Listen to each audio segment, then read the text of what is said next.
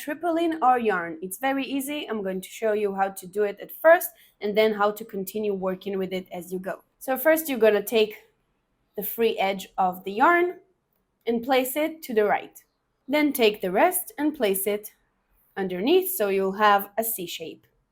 Then take more yarn to the other direction to have an S shape.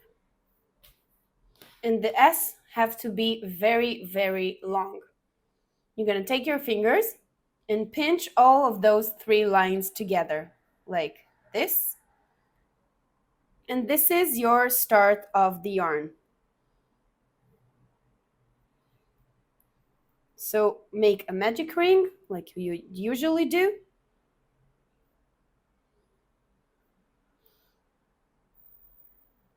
Now you have a magic ring with the tripled yarn.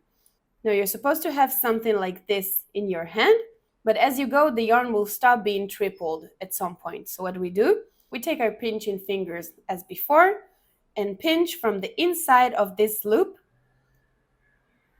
Take the singular strand and grab as long as you need.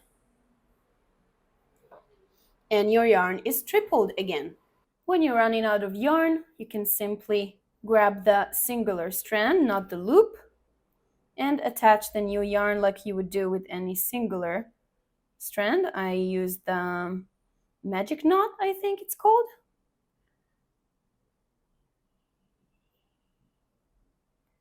And once you have the singular strand attached, then you can continue working the tripled yarn as usual.